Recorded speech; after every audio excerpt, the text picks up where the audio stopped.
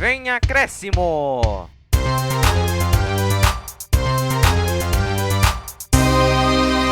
Fala pessoal, tudo bem? Começando aqui mais um podcast Vem Acréscimo. E sem mais delongas, sem enrolação, vou começar já aqui passando um resumo do programa para você ficar inteirado no que vai acontecer. A gente vai começar falando do Palmeiras e sobre essa decisão da Copa do Brasil, que está dando o que falar. Depois a gente vai falar do Corinthians, que que empatou com o Bragantino, que olha só, foi um jogo horroroso. Depois a gente vai falar do São Paulo, que teve estreia de Hernan Crespo, e o São Paulo quase ganhando do Botafogo de virada. E a gente fecha com o Santos, que o Ariel Roland ainda não estreou, mas empatou com a molecada por 2-2 contra o Santo André. Então, sem mais delongas, estou com a dupla dinâmica aqui. Você que acompanha a live, você que acompanha faz tempo o nosso canal já sabe quem é. É a dupla aqui, Vitor Oliveira e Vinícius Souza. Fala, Vini, como é que você tá? Tudo bem? Salve artistas, futeboleiros e damas, tudo bom com vocês? Pois é, começando essa parangolice aqui, temos os paulistas mais uma vez jogando e nos decepcionando, alguns, enquanto os outros estão enchendo nossos olhos de alegria. Pois bem, né? Ó fim de semana bom, hein, pra usar a base, hein? Tanto o Santos que usou o time inteiro, literalmente. Corinthians que aos poucos tá conhecendo seus moleques, e sem contar os velhos conhecidos do São Paulo, menos do Palmeiras, mas enfim, esses mais ou menos jogam bola, hein? Ganhou de 1-0 do Grêmio, enquanto os outros empataram em 1-1, 2-2 e um outro 0-0, que meu Deus do céu, os meus olhos lacrimejam só de ver um 0-0 tão horroroso, mas enfim, dividindo o caminho comigo, daquele que desta vez não tá com o cabelo lambido, desta vez quando a gente não tá gravando imagem, daquele que fica com olheira só de buscar os dados estatísticos e também nome de jogador e até o nome da esposa, tá aqui o Vitão. Fala aí, Vitão. E aí, tudo bem? Essa questão da esposa eu deixo já pro Vinícius, não é questão minha não. Foi um final de semana bem agitado, semana bem agitada de futebol, que a gente gosta, nossa essência é futebol. O Santos, do técnico Ariel Holan, vendo a molecada jogar bola, vai fazer parte do Santos 2021, vamos ver se vai levar o Santos em mais uma Libertadores.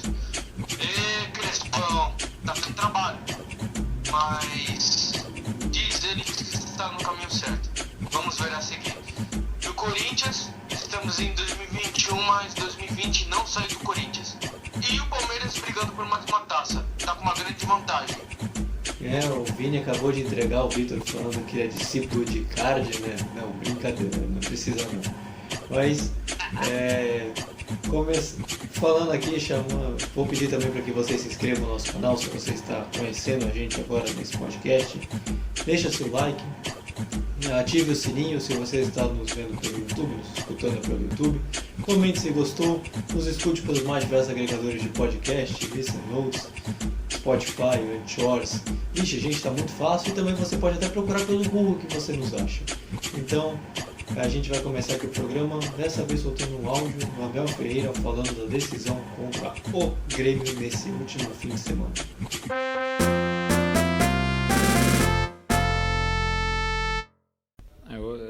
Primeiro dizer que foram duas grandes equipas que se defrontaram hoje aqui, sabendo que este jogo se decide em dois jogos e, portanto, estamos na primeira parte do jogo. Neste momento estamos em vantagem, mas temos que continuar alerta, nada nos garante nada, temos que continuar focados naquilo que são as nossas tarefas individuais e coletivas dentro do jogo. É verdade que nós, na minha opinião, entramos muito bem no jogo. O primeiro lance de jogo criamos logo muito perigo e metemos o nosso adversário logo em sentido. Mas o Grêmio, como boa equipa que é, também deu réplica, dividiu o jogo, procurou atacar também com a sua qualidade que tem, com os médios, a tentar os médios vir pegar no jogo no meio de centrais para depois tentar entrar em combinações interiores ou depois poder jogar por fora para cruzamentos, também onde o Grêmio também é forte, quer no jogo interior, quer no jogo exterior. Então, começando aqui uma análise aqui do Palmeiras. O Palmeiras teve uma semana bem agitada. Você já escutou a voz do Abel Ferreira ele comentando sobre o jogo. E eu vou pedir para o Vitor aqui fazer um resumo da semana de como foi do Palmeiras, mas também que ele dê um focozinho especial no final da Copa do Brasil, que é o grande assunto desse último fim de semana e dessa semana também. Então, Vitor, o espaço é seu, à vontade. Pois é, Luiz, você falou que o foco principal é a Copa do Brasil, mas antes ele tinha a obrigação de terminar o Campeonato Brasileiro com algumas partidas. E o que eu posso dizer dessa semana do Palmeiras, antes dessa final?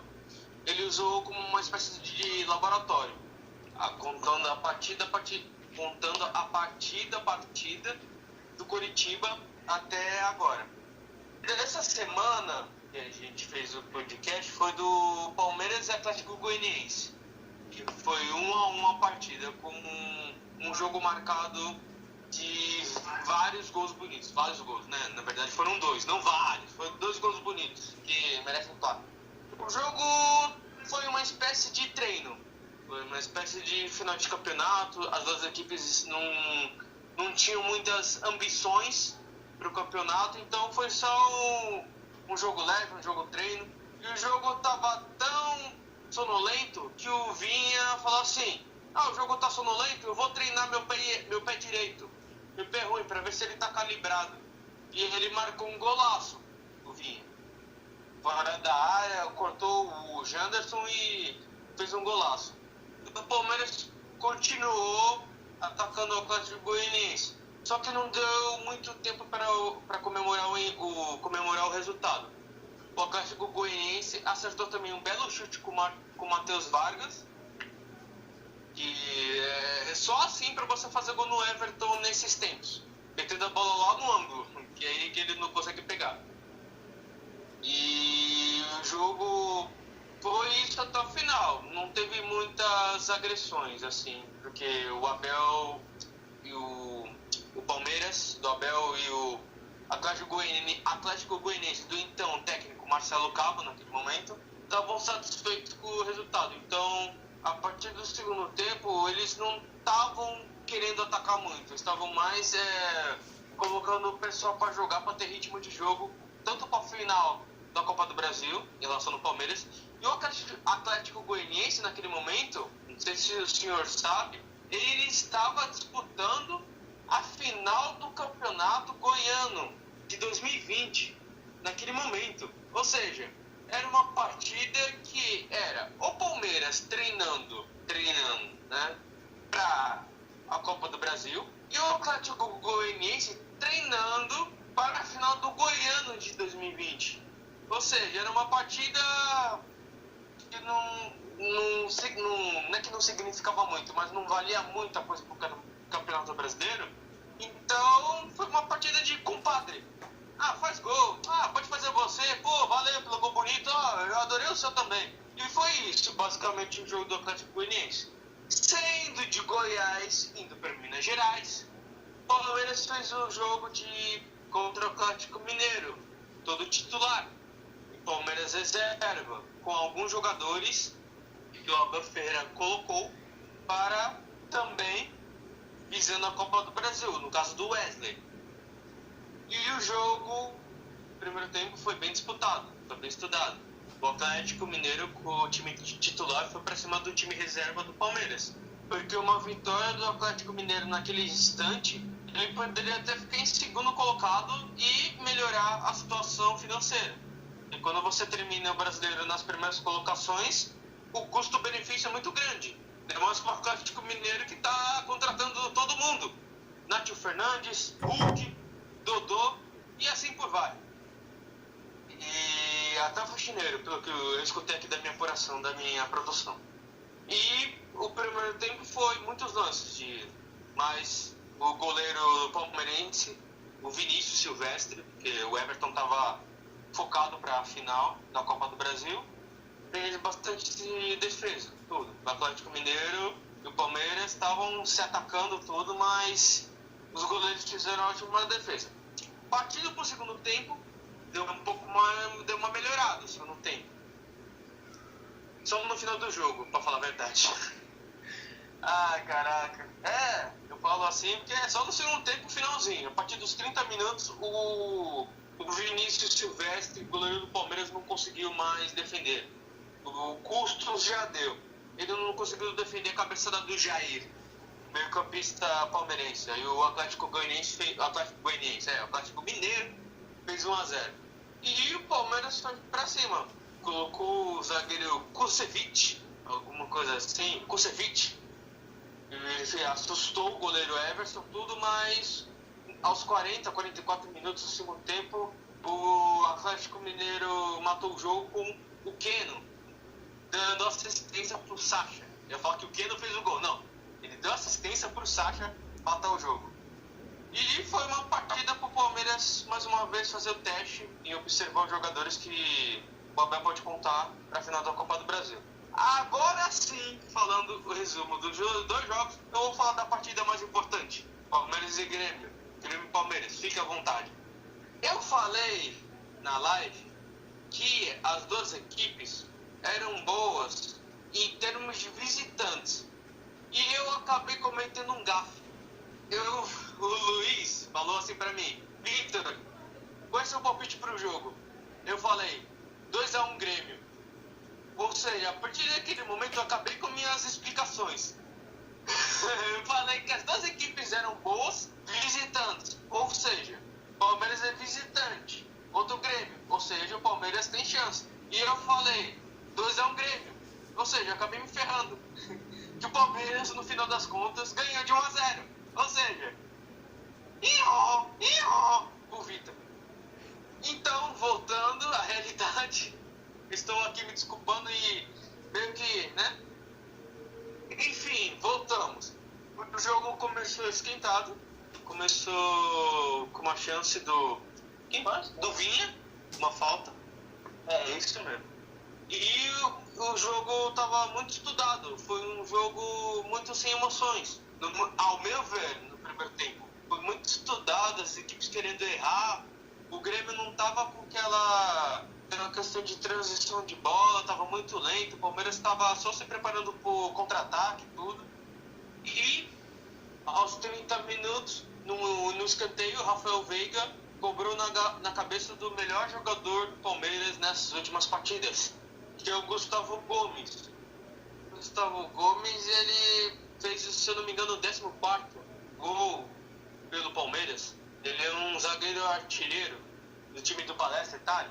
Ele sim, o Gustavo Gomes, ele sim, você pode olhar para ele e dizer: defesa, que ninguém passa. Ele sim. E o Palmeiras saiu com essa vantagem de 1-0 no placar. Começou o segundo tempo, o Palmeiras voltou dominando. Só que o Rafael Veiga falou: esse jogo tá muito sem graça. E ele colocou um drible desconcertante no Paulo Miranda, que até eu aplaudi como setorista. Mas a jogada só não resultou em gol porque o Rony não quis. O tempo foi passando tudo.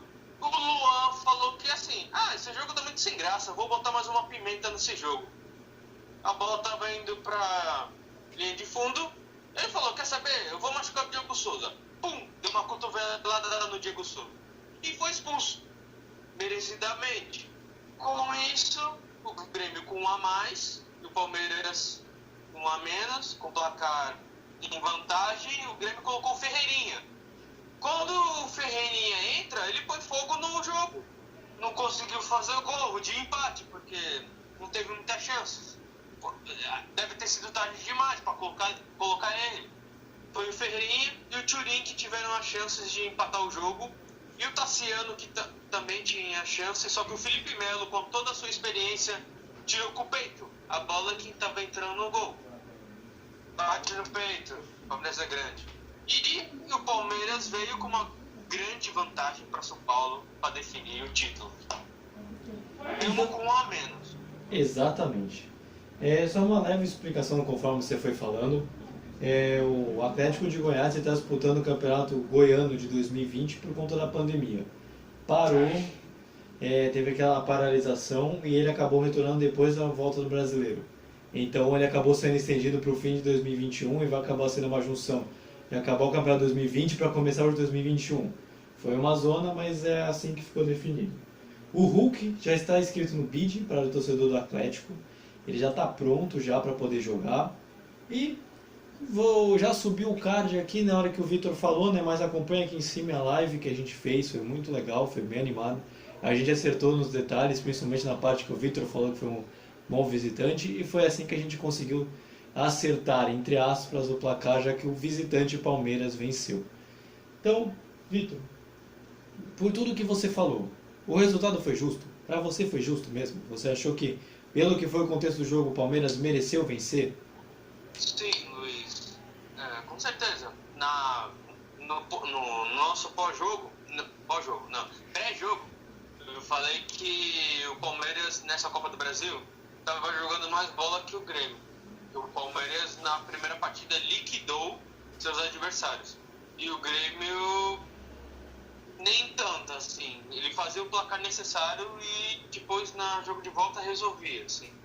E ficou muito evidente nesse jogo que o Palmeiras foi mais eficiente nessa partida. Teve a raça também na questão de estar com um jogador a menos, o Luan. Do Luan, mais uma vez, né? O Luan, falam que ele é o vilão do Mundial de Clubes e ele acabou prejudicando sua equipe naquele momento. Tirou um gol de empate do Grêmio, a culpa ia toda para ele, mas com a perseverança de dois jogadores, correram tudo pelo Luan, o Palmeiras foi com um resultado positivo para a Arena. Então, eu achei que foi justo o resultado. E você já falou do Luan, eu acho que é um discurso muito oportunista falar que ele é o grande culpado pelo Mundial, porque ninguém do Palmeiras jogou bem naquele campeonato. Mas você acha que sem o Luan, que vem fazendo uma dupla espetacular junto com o Gustavo Gomes, na zaga do Palmeiras, e colocando outro jogador, você acha que isso vai pesar para o jogo de volta? Você acha que o Grêmio pode fazer um bom proveito disso e tentar tirar o título do Palmeiras? Então, Luiz, pelo que eu apurei dessa parte do Luan, o Abel Ferreira, ele falou na entrevista, porque ele teve esse jogo da Copa do Brasil, quarta-feira contra o Corinthians, e domingo, se eu não me engano, vai ter jogo de volta, final.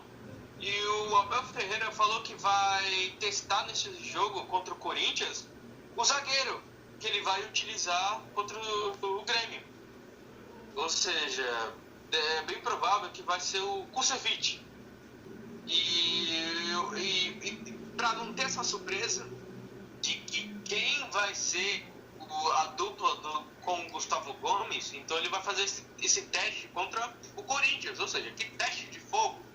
Mas ele vai colocar uma opção contra o Corinthians e vai ver se ele vai usar essa contra o Grêmio. Se ele jogar bem, ele vai usar contra o Grêmio, o Kusevich. Então, para você, o título ainda está em aberto. Não tem nada definido, apesar do resultado de 1-0 e sendo decidido em casa pelo Palmeiras. Sim, é aquela questão. Eles como visitante, eles estão dando trabalho. Que nem aquela história lá da Libertadores. O Palmeiras ganhou de 1-0 na Libertadores em 2019 e o Grêmio virou para 2-1 no Pacaembu. Como visitantes, eles são considerados aqueles, como posso dizer, maus visitantes. É o visitante indigesto. Eu não gosto que ele venha. Entendeu? Mas está em aberto. O Grêmio ainda pode empatar lá, ganhar. Tem esse histórico que o Grêmio não perdeu no Aliança em confrontos do Palmeiras.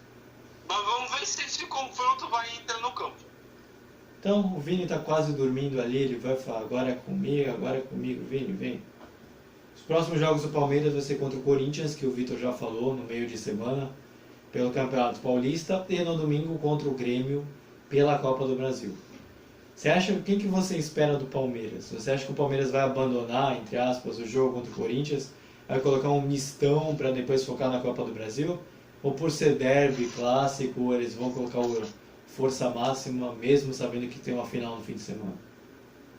É bem provável que o Palmeiras entre com força máxima, porque por se trata de um clássico, todo mundo sabe que a torcida do Palmeiras não gosta de perder pro Corinthians e vice-versa.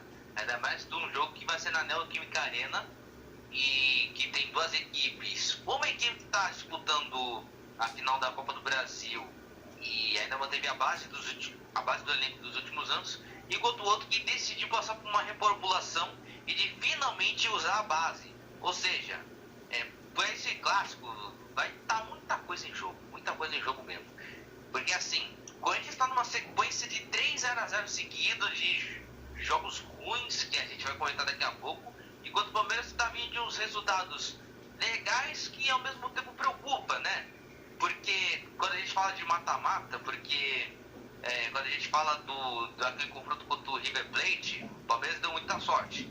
Contra o Santos nem foi tanta sorte assim, porque jogou mal, entendeu? Apesar de ser uma final de Libertadores, eu vi uma final de Campeonato Paulista, na minha opinião.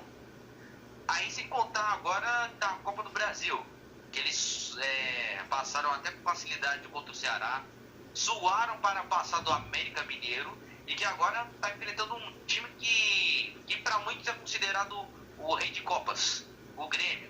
É um time que sabe muito bem como jogar a competição.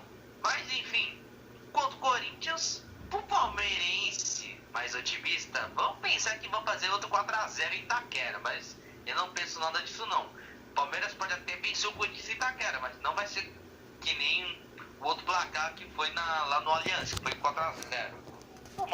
No máximo pode ser, se eu chutar um placar aqui, pode ser até 1x0, 2x0, até mesmo ser empate. Mas não assim, muita coisa pode acontecer nesse clássico.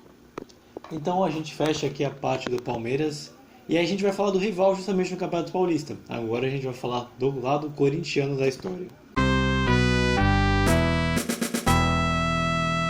Realmente, no segundo tempo, a equipe errou muitos passes, isso acabou me irritando, mas nós tínhamos uma estratégia de jogo e a partir do momento em que eu fizesse as alterações, a gente mudaria a forma de jogar. Então, por isso que eu esperei um pouquinho mais do que normalmente eu aguardo, para que a gente não tivesse um choque e que a equipe não tivesse que jogar de uma outra forma, sem ter tido tempo de treinamento, né? Porque os atletas que saíram ainda tiveram ontem como experiência de treino, entre aspas. Aqueles que entraram, o Gustavo veio do departamento médico e acabou sentindo no jogo ainda a lesão, a partir do momento em que foi jogado para fora do campo, naquele lance com o zagueiro do Red Bull.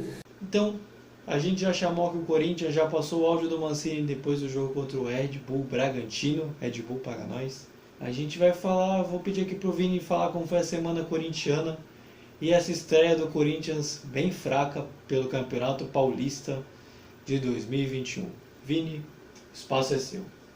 Bom, justamente no momento que começou aquela série do Sport TV, que é o acesso total em cima do Corinthians, vou ter que comentar da ruindade que aconteceu no Nabizão, que é o jogo do RB Bragantino contra o Corinthians. Galera, pelo amor de Deus, é o seguinte, pode mudar de campeonato, pode mudar o elenco, mas a ruindade vai ser a mesma, porque, meu Deus do céu, assistir esse jogo foi um VT do Campeonato Brasileiro. Mas teve alterações, claro. Na escalação do Corinthians, por exemplo, o Corinthians escalou o Rodrigo Varanda, estreando. Ou seja, pelo menos alguém da base estreou como titular. Que legal, o Corinthians tomou com postura. Mas todo mundo botava fé no Rodrigo Varanda, mas o que aconteceu foi nada mesmo. O Corinthians até criou chances, o Bragantino também. Cássio novamente salvou da pátria corintiana. E também Braga e também Corinthians no ataque, tá meu Deus do céu, o que eu faço com uma bola, não sei, a gente tá com saudade até do Carille, e um 0x0 já era um bom resultado, entendeu? Em pensamento de técnico, o Carille é assim, um 0x0 em casa, tá ruim, mas bom, só que fora de casa é um resultado que comemora-se com vitória, mas se a gente for falar do jogo em si, foi ruim dos 90 minutos. Em resumo, é isso. Então, eu queria que você comentasse, Vini, sobre a situação que o Corinthians, com o Mancini, principalmente nesse início de temporada, está passando por uma certa reformulação. Alguns jogadores já estão indo para o mercado, outros não vão ser utilizados, os que estão voltando de empréstimo estão sendo emprestados novamente. há comentários que parece que vai haver uma certa reformulação do elenco corintiano. Eu queria que você falasse a respeito disso, se é o melhor, se é bom, se não é, quem tem que sair, quem tem que ficar. O que o Corinthians precisa fazer para fazer uma reformulação completa no seu elenco? Além da reformulação do elenco, o Corinthians tem que mudar o estilo de jogo. Por exemplo, a gente está vendo aqui o acesso total do Corinthians, que está passando bem na nossa frente, aqui na nossa salinha do VAR. A gente está vendo, por exemplo, os jogadores incentivando um outro, um falando que assim, em um clássico nunca se pode tomar 4-0. A gente está vendo gente falando que para jogar no Corinthians tem que ser diferente, tem que ser ofensivo e não só ficar dependendo só da defesa. Não, o ataque tem que funcionar a todo momento. Por exemplo, num clássico contra o São Paulo, eles estão se incentivando, tipo, mano, a gente tá com raiva dos caras, a gente tem que mostrar pros caras quem manda em Itaquera. Só que essa frase faz jus, né? Porque o São Paulo nunca ganhou lá, inclusive. Mas enfim, agora quando a gente vê no caso do Palmeiras, por exemplo, a gente tá vendo que assim, pô, o Corinthians foi extremamente amassado, jogou numa estratégia totalmente errada e viu o Palmeiras enfiar 2 bolas dentro da rede do Corinthians. Ou seja, foram 4 sorvetes na cumbuca. E também se eu contar, claro, que existiam muitos jogadores que passaram no Corinthians que queriam uma chance, mas eles não aproveitaram, como é no caso do Matheus Davó. A gente acabou de descobrir que o Matheus Davó não estava sendo relacionado pro Corinthians porque ele se recusou a jogar no Sub-23. Aí o que aconteceu? O Corinthians mandou o Davó de volta pro Guarani, que é o clube que o revelou. Só que essas e outras histórias o Corinthians tem que passar por reformulação de elenco, tem que melhorar a qualidade, a finalização, os jogadores têm que demonstrar personalidade quando tá jogando bola, arriscar jogadas individuais e também dar um futebol bonito. E não só apenas se depender da defesa que foi pilar nos últimos anos. E para você, essa grande reformulação que o Corinthians pode fazer está na base? Um dos grandes assuntos do Corinthians nessa última semana, principalmente depois do jogo contra o Guarani. Do Bragantino, desculpa. O Guarani jogou um tempo atrás. Foi a utilização da base de alguns jogadores que chamaram a atenção. Para você, o X da questão está na base e a base vai resolver, entre aspas? O Corinthians está confiando na base porque o Corinthians andou fazendo umas contratações até que equivocadas e eles estão vendo como a base, como a luz do fim do túnel, entendeu? Porque ultimamente o Corinthians não dava oportunidade para a base. A gente está vendo agora que o Rodrigo Varanda, a gente está vendo que o Cauê, a gente está vendo, por exemplo, jogadores como... Nossa, como é o nome? Raul Gustavo, a gente tá vendo o Xavier, a gente tá vendo o Rony. Esses aí pelo menos estão tendo chances. Só que alguns anos atrás a gente só via tipo goleiro, lateral, a gente só via só zagueiro. A gente não via tipo ninguém do meio pra frente tendo uma oportunidade. Como é o caso do atacante Carlinhos. Você não deve se lembrar do Carlinhos, mas ele foi artilheiro da Copa São Paulo de 2017 com 11 gols. E muitos se especulavam que ele poderia ser utilizado no profissional. Que nada, meu amigo. Quando o Corinthians naquela época tinha Jô e o Casim como... Nossa, gente, Jô e Casim, gente, meu Deus do céu. Meu Deus do céu. Quando o Corinthians tinha naquela época Jô e Casim como opções do ataque, pelo menos o Carlinhos se via como um substituto pro Jô, né? Pô, 11 gols no campeonato júnior, pô, pelo menos ele poderia receber uma chance. Mas não, Carinho naquela época preferiu o Casim, que toda vez que joga a gente fica com raiva, né? Perdia gol, errava passe, que meu Deus do céu, a gente vontade de estrangular esse cara aí. Mas enfim, o britânico até que deu sangue no clube. Mas no ano seguinte, quando o Corinthians também precisava de um atacante, apostavam em quem? No Casim. E o Carlinhos ficava de fora. Cedia ir pra Ponte Preta, o Oeste, cedeu ele pro Mirassol, mandava ele lá no futebol do Acre. até que ultimamente ele estava no Atibaia. Ou seja, e aí? Queimou um jogador bonito, foi injustiçado por completo. E para que esse tipo de caso não se repita, o Corinthians já está com umas apostas boas. Por exemplo, Matheus Araújo, por exemplo, ele estava no elenco do Brasil que foi campeão mundial sub-17. E é uma promessa que tem que ser olhada e bem tratada. Assim como aconteceu com o Pedrinho, que agradou naquela Copa São Paulo, recebeu chances, aproveitou, chegou a salvar a equipe em diversas oportunidades. E olha só o Pedrinho, já está lá no Benfica de Jorge Jesus. E agora, qual é o próximo Pedrinho? Qual é o próximo Carlinhos? Veremos, o tempo dirá. Então, para você, com essa reformulação, aposta na base, você acredita que o Corinthians pode fazer um campeonato decente, ir bem nesse Paulista? Considerando que o Paulista é um campeonato, entre aspas, menos aproveitado muito por conta da pandemia também, né? Então muito time vai por elenco B e essas coisas.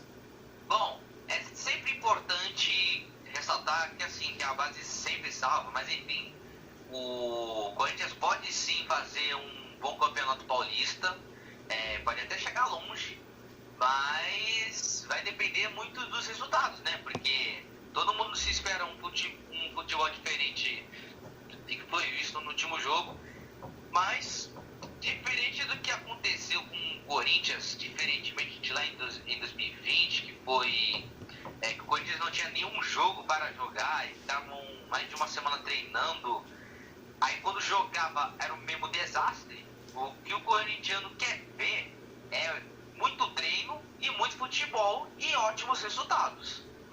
Mas para esse Campeonato Paulista, depois daquela ruindade que a gente viu, que o Corinthians passou, vai depois ter aquela arrancada no mata-mata, o corintiano pode sonhar alto nesse campeonato. E agora, eu vou vir com o Victor agora, e a gente vai falar dos próximos jogos do Corinthians. O Corinthians vai jogar contra o Palmeiras, isso a gente já sabe, a gente falou no tópico passado, e vai jogar contra a Ponte Preta pelo Campeonato Paulista os dois jogos. Victor, comenta um pouquinho mais do lado corintiano da história, do clássico, o que o Corinthians pode ganhar, o que pode perder, principalmente porque o Palmeiras vai disputar uma final de Copa do Brasil ainda, e depois contra a Ponte Preta, que não deixa de ser um jogo interessante também. O que você acha? São jogos de respeito, né? Corinthians e Palmeiras, depois é Corinthians e Ponte Preta. Não tem jogo fácil não.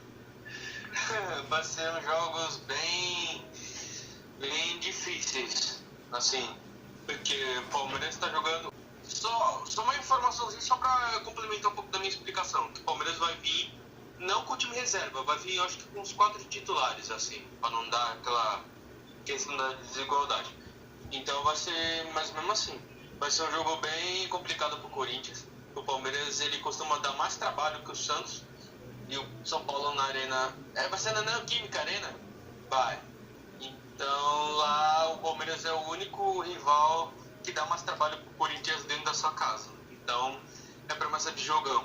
E contra a Ponte Preta e Corinthians é sempre um jogo considerado jogo de Série A. Ponte Preta, ela cai e volta. Ela é um adversário que nos últimos tempos tem crescido bastante principalmente no Paulistão, que foi em 2017 que chegou à final contra o Corinthians, fez aquele duelo e tudo. Então a Ponte Preta a gente nunca pode descartar. Ela pode não ganhar algumas coisas, mas ela sempre dá trabalho, como o Palmeiras. Então são partidas duríssimas para o Corinthians. E também outra informação: contra o jogo do Palmeiras, o Fagner e o Fábio Santos retornam para a equipe. Peça importante, são duas peças muito importantes, dois laterais titulares, realmente. E agora, lá no Vini, se de repente o Vini quiser comentar alguma coisa, a gente vai passar para o lado do São Paulo e falar de uma estreia, né? O novo treinador do São Paulo, que começou já com um trabalho duro, né? Vai ter muita coisa para fazer. Então a gente vai falar agora do São Paulo de Hernan Crespo. Então, começando aqui falando do São Paulo, Hernan Crespo estreou pelo São Paulo, mas antes a gente vai falar da Semana São Paulina, no fim do Brasileiro, Campeonato Paulista, e depois a gente começa falando da estreia mesmo. Victor, como é que foi a Semana São Paulina até esse último jogo, no fim de semana da estreia pelo Paulista? Então, Luiz, em relação à Semana São Paulina, tinha tudo para dar errado, no sentido antes do jogo da estreia do Crespo. Era para ser uma semana horrível. Começou mal, com São Paulo e Botafogo. Foi 1-0 pro Botafogo. E era uma partida, antes do placar, era o Botafogo rebaixado, tudo. O São Paulo com chances mínimas de um segundo colocado e de um possível título. Começou o jogo. O São Paulo, nos 5, 10 minutos do jogo, até os 20, São Paulo estava com esse seguinte pensamento: a vitória vai vir a qualquer momento, é só eu dar uma forçadinha que ela vem. Não foi isso que aconteceu. O São Paulo estava muito apático e o Botafogo jogando pela honra. E tudo piorou para o São Paulo com a expulsão do Reinaldo. Por que aconteceu essa expulsão do Reinaldo? O São Paulo fica muito exposto, vai todo mundo pro ataque e esquece da defesa, de se recompor. E no contra-ataque do Botafogo, o Wehrle é um garoto da base do Botafogo, o Wehrle disparou tudo, o Reinaldo perdeu na corrida, agarrou o menino, assim, para impedir o avanço dele, e foi expulso merecidamente. Então, a partir daquele momento, os amantes de futebol já sabem o cenário. A equipe que tem um jogador a mais se prevalecendo com um jogador a menos, assim, vai pra cima. Então foi isso que o Botafogo fez. O restante do jogo, até acabar. O Thiago Volpi fechou o gol no primeiro tempo. Se eu não me engano, foi o Wehrle. Ele tinha 3 chances para marcar o gol e o Thiago Volpi defendeu. E tinha uma eu até esqueci, do Enio. O garoto Enio também. Aí o São Paulo foi pro intervalo com o mínimo do placar, 0-0. Não deu nem tempo de respirar. Quando deu acho que 10, 12 minutos do segundo tempo, o Botafogo só tava colocando bola na área. Entrou o Matheus Babi, na volta do segundo tempo, o Matheus Babi, e foi ele que fez o gol do resultado parcial do Botafogo contra o São Paulo, na jogada aérea. E o São Paulo, com as substituições que o Visoli fez, não é o Risoli de frango, é o Visoli, ele fez umas substituições, tudo, e o São Paulo jogou no contra-ataque e o Botafogo indo pra cima. Era que ele vai e volta toda hora. E o São Paulo, acabando o jogo, achou um pênalti. Essa é a questão da polêmica da partida. O São Paulo achou um pênalti. Achou, acho que não seria bem a palavra. Acho que deram um pênalti pro São Paulo. Entendeu? Não, o São Paulo não achou, deram. Ó, São Paulo, tá difícil fazer um gol? Toma um pênalti pra vocês. E pênalti mal marcado não entra. A famosa gíria do futebol, a famosa frase do futebol é essa. E o Luciano fez jus à frase. Pênalti mal marcado não entra. E o Diego Loureiro defendeu o gol que seria o empate do São Paulo. E foi um placar surpreendente para todo mundo. Como assim foi rebaixado? Botafogo perdeu para São Paulo? Que está no G4. Na época no G4. Terminou assim também. Isso é verdade. E esse foi o resumo do jogo. E aqui eu vou trazer alguns dados que eu consegui pegar, porque é difícil acesso a algumas coisas. Posse de bola. Botafogo 48%, São Paulo 52%. São Paulo com mais posse de bola. Finalizações, olha só, 19 do Botafogo contra 7. Olha só o quanto o Botafogo bombardeou a defesa do São Paulo. Passes. Botafogo 433 contra 457. Desarmes, Botafogo 7, São Paulo 3. Escanteios, Botafogo 4-3. Impedimentos, Botafogo 2, São Paulo 0. Ou seja, foi um massacre do Botafogo, se eu posso dizer assim com essa palavra, aproveitando que o São Paulo estava com um a menos, e com essa vitória do Botafogo, fazia 4 meses e meio que o Botafogo não ganhava no seu estádio, ou no campeonato, né? Então, a partir daquele momento, se o São Paulo perdeu do Botafogo, como é que vai ganhar do Flamengo quinta-feira precisando garantir vaga na fase de grupos da Libertadores? Essas eram as manchetes do dia seguinte. Então, partindo para quinta-feira, pulando de segunda-feira para quinta-feira, o jogo do título, se eu posso dizer assim, São Paulo e Flamengo, vem aquela história toda. Flamengo nunca ganhou de São Paulo no Morumbi, Flamengo não ganhou de São Paulo na temporada, há não sei quantos jogos, há 8. O Rogério Ceni nunca ganhou de São Paulo. É aquilo todo, aquelas pimentinhas antes do jogo. O primeiro tempo foi se eu posso dizer, um massacre do Flamengo no sentido de dominar a partida. Massacre não, dominou a partida. O Flamengo dominou a partida. Só que o São Paulo, com 3-5-2, com o dedo do Muricy e do Crespo, que o Visoli falou, o São Paulo conseguiu segurar o Flamengo. E na primeira ou segunda chance que o São Paulo teve, ele foi lá e converteu. E vou colocar uma piadinha, eu acho que o Hugo é São Paulino. Toda vez que ele vê o São Paulo acontece alguma coisa. O Hugo é personagem. Armou a barreira, pensando que o Daniel Alves ia cobrar falta, mas quem cobrou foi o Luciano e deixaram um espaço para ele. O Luciano fez um bonito gol, foi um golaço, na verdade. Todos os comentaristas acharam também. E o São Paulo foi com 1-0 no primeiro tempo. Aí começou o segundo tempo. São Paulo sem mudanças, Flamengo também sem mudanças, tudo. Não deu nem tempo de respirar, o Flamengo foi lá e fez o gol. Com os Henriques, cabeçada do Gustavo Henrique, o gol do Bruno Henrique.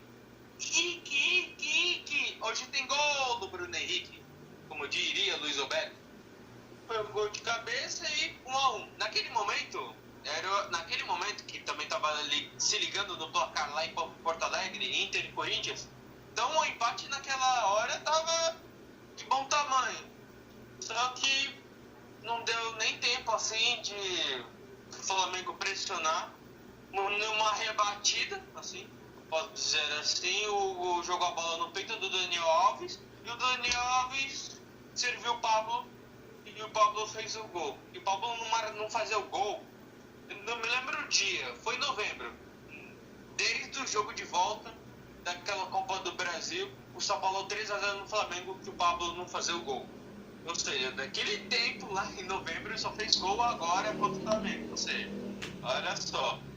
Gol do Pablo com o VAR, eu acho que não devia nem questão de validar ou não, porque tá feio uma coisa. O Pablo tá muitos jogos sem fazer gol, ele faz gol, anulam. É um pecado fazer isso, coitado do menino. Mas voltando aqui, deixamos a graça para depois. E o placar não se alterou até o final do jogo. E o Flamengo ficava se ligando no placar em Porto Alegre. Se um gol do Inter naquele momento, com certeza que o Flamengo ia para cima. Mas ficou bom para os dois. O Flamengo foi campeão e o São Paulo garantiu a vaga da Libertadores sem depender do Fluminense. Então, no fim das contas, vendo tudo, foi bom para os dois. Um foi campeão, beleza, e o outro conseguiu a vaga da Libertadores e uns dinheiro a mais. Falando em dinheiro, eu vou falar aqui a questão da premiação, como é que ficou para o São Paulo. O 4º lugar do Brasileirão garantiu 28 milhões para um clube que está devendo 600 milhões de dívidas. Eu acho que tá bom, eu acho, não sei. 28 milhões só para você ficar em 4º lugar. Pela vaga direta à Libertadores, ele ganhava mais 16 milhões de reais. Ou seja, são mais de 46 milhões com mais acréscimos para os cofres de São Paulo. E se dependesse do Fluminense, tava ferrado, porque o Fluminense ganhou o seu jogo. Mas segue. Não sei, eu acho que seria menos 13 milhões a menos. Mas olha, somando o 4º lugar do Brasileirão e ele garantindo a fase direta, dá um total de 46 milhões mais acréscimos. Ou seja, bem acréscimo para São Paulo. E foi o meu resumo de quinta-feira. Agora partindo para a estreia do Lá vem o Crespão, cheio de paixão, ticatá, ticatá, ticatá. Assim, o retrospecto. O São Paulo nunca perdeu pro Botafogo de Ribeirão Preto no Morumbi. E para garantir os 3 pontos na estreia, o São Paulo tem o seguinte retrospecto. Antes da partida foram 31 jogos, 27 vitórias do São Paulo, 6 empates, 75 gols marcados, 16 marcados pelo Botafogo e 87% de aproveitamento. Ou seja, era uma vitória certeira pro São Paulo. Só que não. Sabe de nada, inocente? O jogo do São Paulo, pior que o São Paulo jogou bem a partida. No primeiro tempo, o São Paulo dominou o Botafogo de Ribeirão Preto. O Crespo jogando com os 3 zagueiros, tudo. Mesmo esquema de quinta-feira. Só que o São Paulo não foi tão eficiente. O Luciano perdeu um gol na pequena área. Então isso não colaborou muito. E o São Paulo abusou muito dos cruzamentos. Começando no segundo tempo, um time que está jogando com 3 zagueiros não pode tomar gol de contra-ataque, como fez. Aos 12 minutos de partida, o Dudu fez o gol do Botafogo. E é aquela velha história do São Paulo. São Paulo pressiona, toma um gol de contra-ataque e ninguém faz o gol de qualquer maneira. Esse, basicamente, é o resumo do São Paulo, quando sai atrás do placar, quando ele é dominante. E o São Paulo só foi fazer o gol aos 30 minutos. A mística, a Arbolenda, fez o gol de empate. Também o São Paulo jogou bem com o Galeno e com o Bruno Rodrigues, foram os destaques na partida, que eles entraram, colocaram mais velocidade na partida. Eles foram mais agudos na partida. O São Paulo só não fez o gol de virada porque, não sei, não cabe a mim criar polêmica, mas o VAR deu uma, né? Eu deixo a palavra para vocês. Deu uma pipocada. Porque eu olhando a linha, na minha opinião, eu não achei impedido.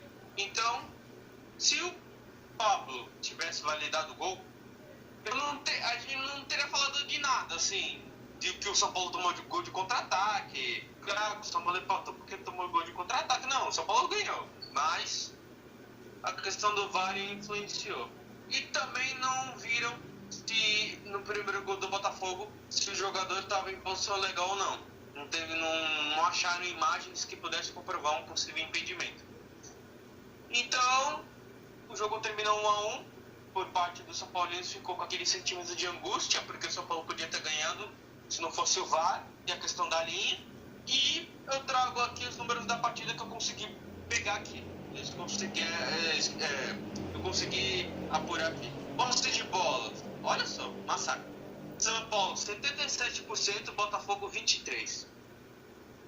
Finalizações 17 para o São Paulo, 8 para o Botafogo. Passes 595 contra 176. Desarmes 7 do São Paulo, 17 do Botafogo. Olha só, questão de desarmes. Escanteios 9 para o São Paulo, 4 para o Botafogo. Impedimentos, São Paulo 4-0. Ou seja, toda essa questão de passes, desarmes, explica que quando o São Paulo vê um Botafogo, ele meio que treme. Então foi essa a semana do São Paulo. Se o São Paulo tivesse perdido pro Flamengo, a frase que eu diria neste momento. Segunda-feira, o Botafogo fez uma execução no São Paulo, e na quinta-feira o Flamengo fechou o caixão do São Paulo. É isso, Luiz. Então esse resumo mega enorme e completamente conciso, muito bem explicado do Vitor, trouxe completamente a Semana São Paulina. E Vitor, eu gostaria que você falasse brevemente o que você achou da estreia, tudo bem de um jogo só, mas de Hernan Crespo, que havia uma expectativa muito grande em cima dele. O que você pôde ver de diferença no time do São Paulo? Eu achei o São Paulo menos apático. Eu achei um São Paulo jogando bola. Um São Paulo empolgado. Jogando com 3 zagueiros, segunda partida seguida. É aquela velha coisa, Luiz. Técnico novo, energia nova. Então eu vi os jogadores de São Paulo com uma disposição, tudo. Na minha opinião, o Crespo não teve culpa na partida de ontem. Eu achei, na minha opinião, que ele fez as substituições corretas.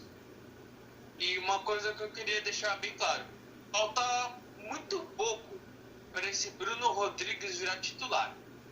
No pouco que ele fez, já deu para ver que vai dar certo se deixar ele mais alguns minutos na partida. Então eu acho que foi uma estreia razoável, assim. Se fosse vitória, seria uma estreia espetacular.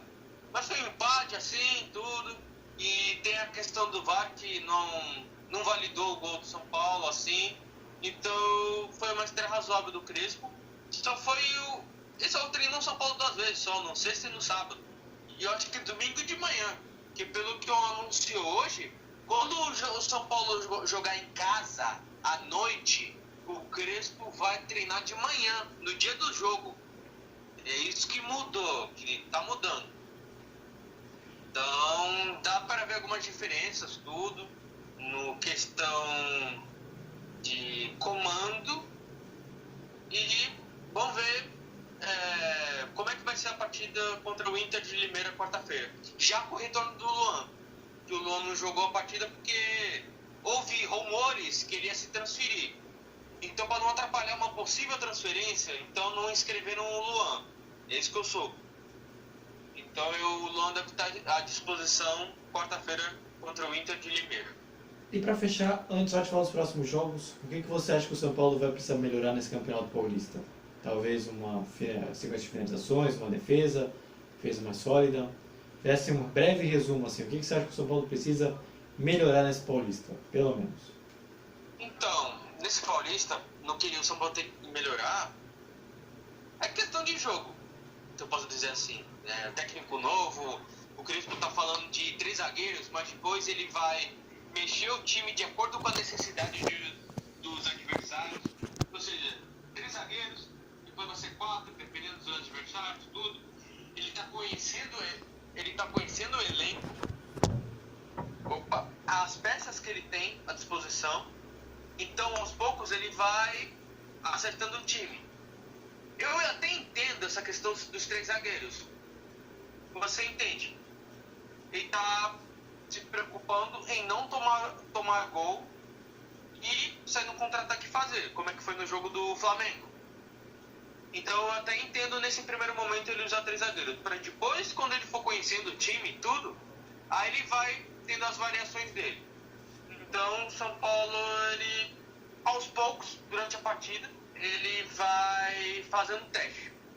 No sentido que, assim, ele vai usar o Paulistão como laboratório para achar um time para disputar a Libertadores no final de abril. Foi isso que eu entendi. Então, Vini, para a gente fechar a parte do São Paulo, vamos falar agora dos próximos jogos. Que o São Paulo vai enfrentar a Inter de Limeira no meio de semana e depois o clássico contra o Santos.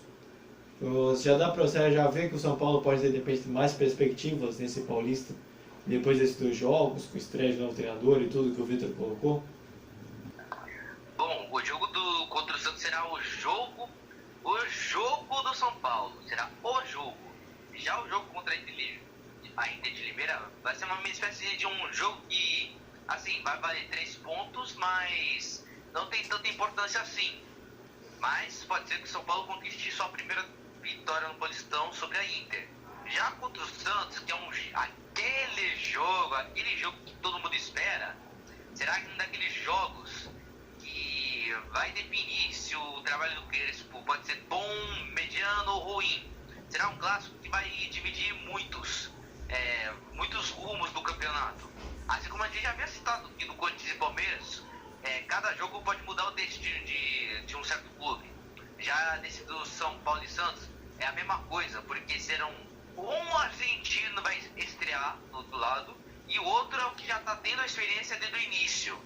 Ele, entendeu?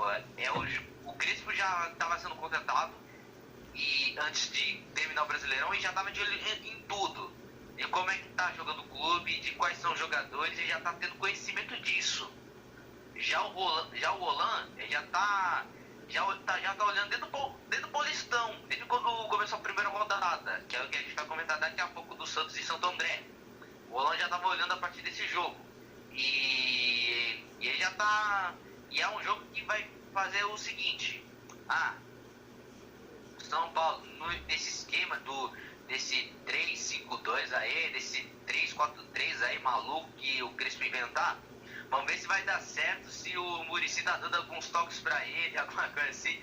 Não sei, mas como o Muricy já tá na diretoria, quem sabe ele pode estar dando os toques, alguma coisa assim, um dedinho a mais do elenco. Mas enfim, o jogo contra a Inter será um jogo tranquilo, digamos assim, porque nunca foi fácil. Nunca foi fácil. Nenhum jogo do campeonato é fácil. A não ser que a vitória venha por merecimento e entrega. E é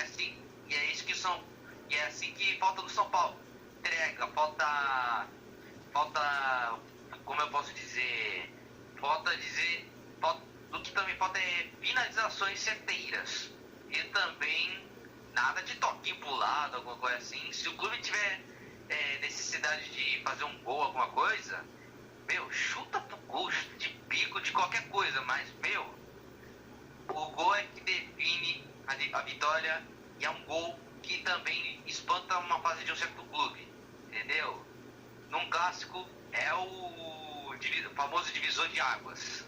É isso que dá para definir nos próximos jogos. Então, depois desse áudio gigantesco, a gente vai falar do Santos e sua estreia também no Campeonato Brasileiro.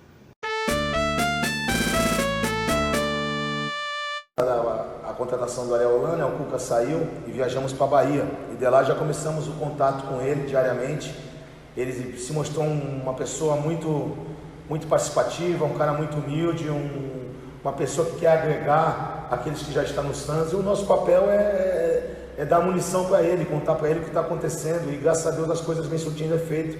Temos conversado bastante. Ele é um cara que é um excelente treinador, um cara que já mostrou isso independente, também lá agora acabou de ser campeão na Universidade do Chile. Então a gente está colaborando, aí. Nosso papel é esse, como auxiliar fixo da casa, trabalhar forte. Conhecemos o Santos na sua base, acho que isso é o mais importante para ele que está chegando agora, com certeza vai fazer um grande trabalho, não temos dúvida disso. E começando aqui falando do Santos, nosso último time e o time que empatou com mais gols nesse campeonato. Começamos por ordem decrescente. O Corinthians empatou em 0x0, São Paulo em 1x1 e a gente fecha com o Santos que empatou em 2x2 contra o Santo André. Só teve também a finalização do Campeonato Brasileiro, o início do Paulista, mas quem vai tratar melhor vai ser o Vinícius de como foi a semana do Santos, essa semana conturbada e com estreia também. Eita semana santista, meu amigo! Vamos começar logo essa bagaça falando do Santos aí, que eu precisei de mais de 3 dias para pensar e raciocinar assim, como é que eu vou definir essa semana do Santos, porque essa semana do Santos, além da derrota pro Bahia, até o empate pro Santo André, umas coisas me deixaram com uma pulga atrás na orelha, que é o seguinte: o Santos já estava sem técnico quando estava jogando contra o Bahia, e também já estava jogando com os desconhecidos, que, a gente tem que apurar direitinho quem é quem, quanto é com a idade, quanto é 2+2, se era time de adversário mesmo ou não, ou se eu estava sonhando com isso, mas enfim. Bom, como o Luiz já propriamente dito, ele disse para eu falar a partir do término do Brasileirão do Santos. Bom, Santos jogou contra o Bahia lá na Fonte Nova, lá na terra do Terra de quem? Terra de ninguém, vai. Terra dos baianos. Bom, o Santos já sem técnico e também com o Marcelo Fernandes. Marcelo Fernandes, que é o irmão do Guto Ferreira. Zoeira.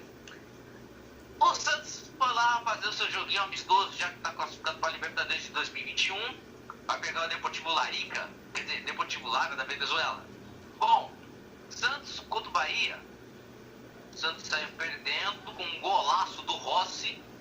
E olha, que gol, amigo! Se valesse o prêmio Pepe, né? Porque no Paulistão é prêmio Pepe que fala, de gol mais bonito. Esse já tava com meu voto, com certeza. Belo gol. Porém, Santos estava jogando mal, estava com os desfalques, mas mesmo assim não conseguiu achar o gol de empate. Aí começou o segundo tempo e nada mudou pro Santos. Pô, Santos, assim você me quebra também, né? Mas enfim. Santos pressionando, mas nada surtia efeito. E o Bahia tratou de fazer o segundo gol para matar a partida. 2-0, um gol do Alisson. Quando é nome de baiano, os caras improvisam um nome, uma coisa indiferente no nome. Tipo, o nome é para ser Alisson, né? Mas os caras colocam Alisson. Mas enfim, Alisson, filho de Elson, filho do Ale. Entendeu? Som Ale, Alisson, entendeu? Piada ruim. Pois bem, terminou o campeonato brasileiro e domingo tinha o Paulistão. O Santos vai estrear no Paulistão. Será que nessa temporada quem dá a bola é o Santos? Olha o trocadilho aí. Mas enfim, a tarefa não é fácil pro Santista, porque o Santista tá com dor de cabeça desde aquela época da Libertadores contra o Palmeiras.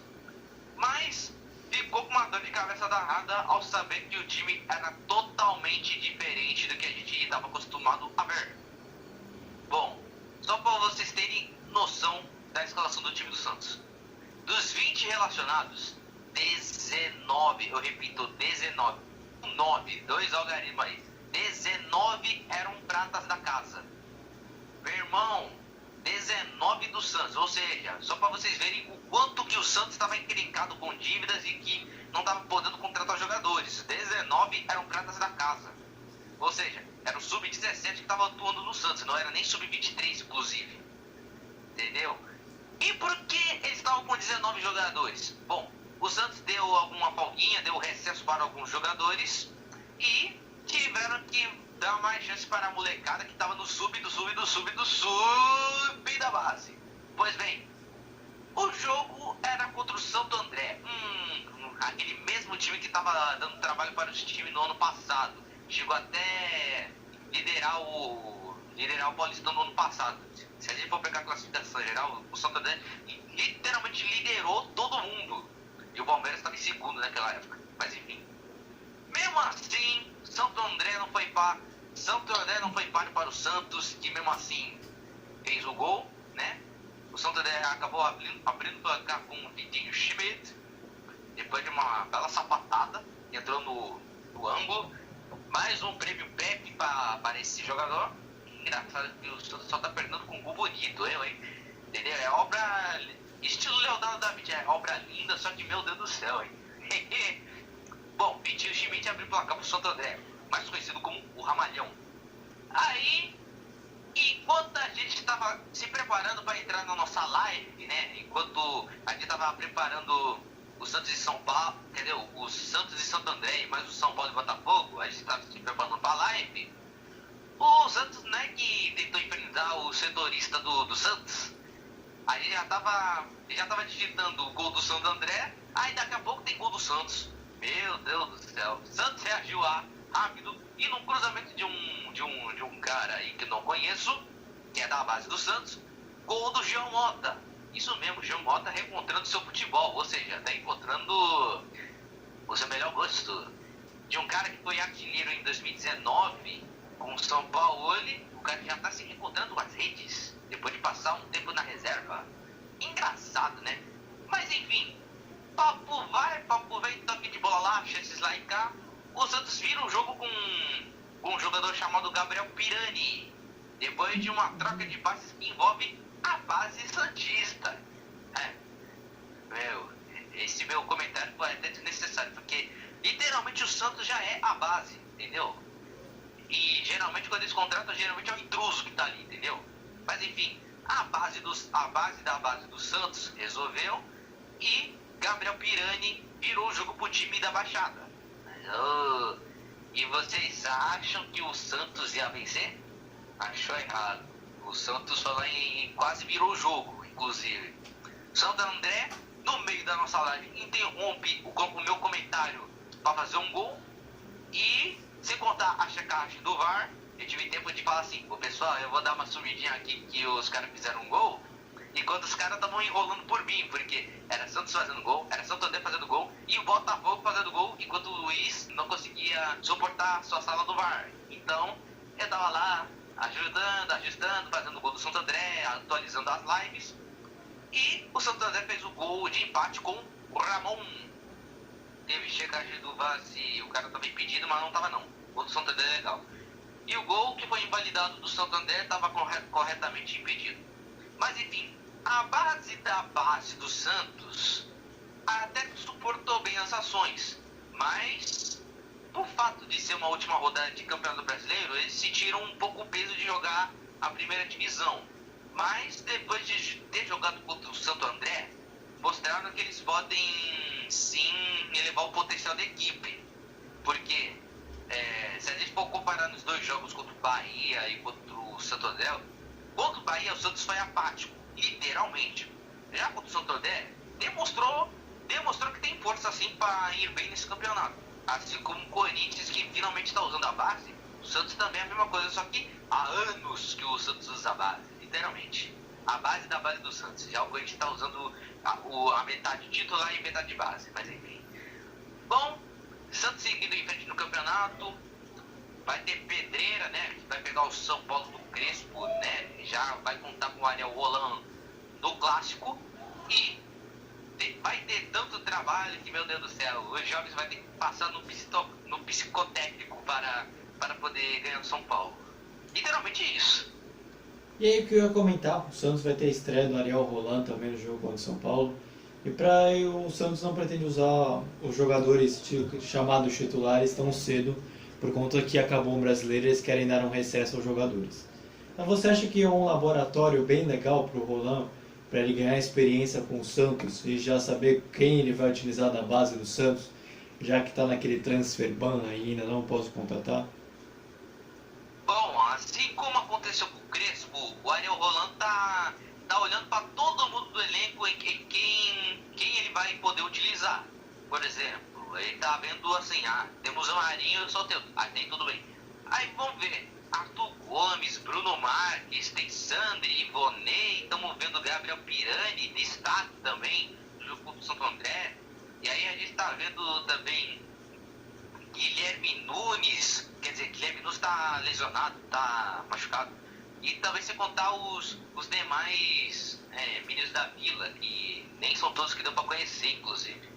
Mas enfim, aí vai ver, tipo, peça por peça, tipo, qual é a sua característica e vai ver o que se dá pra fazer, qual é a tática correta e também o que se aplica pros jogadores. Como assim, o que se aplica nos jogadores? É tipo assim, qual deles vai ter a personalidade, qual deles vai ser o líder em campo e quem vai motivá-los até o final do campeonato. Até porque o Santos ultimamente, quer dizer, desde quando nasceu, inclusive, desde 1912, o Santos usou a base, literalmente. Já os outros clubes, nem se fala. Os caras pegaram gente de fora e botaram no elenco, inclusive. Os caras só foram usar a base a partir do momento que eles estavam sem grana para contratar, mas enfim. Enquanto isso, base resolvendo os problemas e tudo que lá vai problema pro time santista. E aí, para fechar, agora eu vou chamar o Vitor, a gente fecha aqui de falar dos times e a gente já parte pro nosso fechamento. E o Santos vai enfrentar o São Paulo no domingo e vai enfrentar no meio do caminho a Ferroviária. Então assim, o Santos provavelmente vai meter a molecada de novo. É bom que molecada quando corre assim, 17, 18 anos, nem cansa, né, de jogar quarta para domingo. Mas o que você acha do Santos e principalmente o que você espera do lado santista pro clássico? O clássico para esses dois jogos, Ferroviária e São Paulo, o Santos vai jogar com 2 adversários do mesmo grupo. O Santos pode definir a vida do São Paulo e da Ferroviária no Campeonato Paulista. Bom, como é começo de temporada, entre aspas, o time santista, pelo que o Vinícius falou, a metade dos titulares estão de recesso, estão descansando. E por enquanto tá a base e tudo, e o Ariel Holan vai começar o trabalho contra o São Paulo. Vai ser o confronto de 2 argentinos, é mais um clássico quarta-feira e clássico sábado às 7.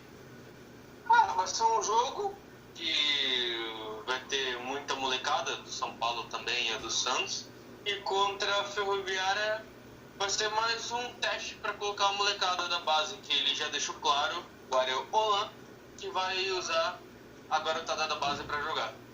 Mais um teste. Um belo teste, por acaso.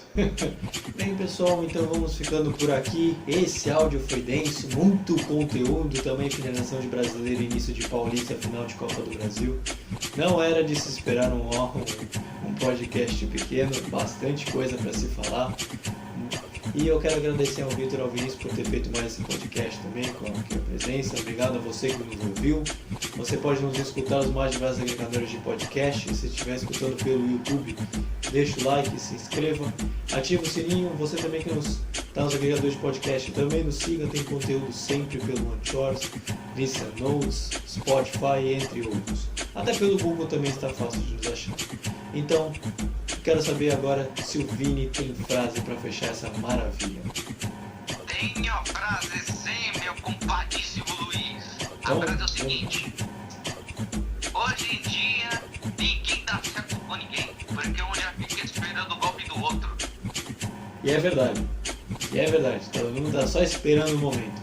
Eu não nego, isso é fato. Então, gente, obrigado por escutar.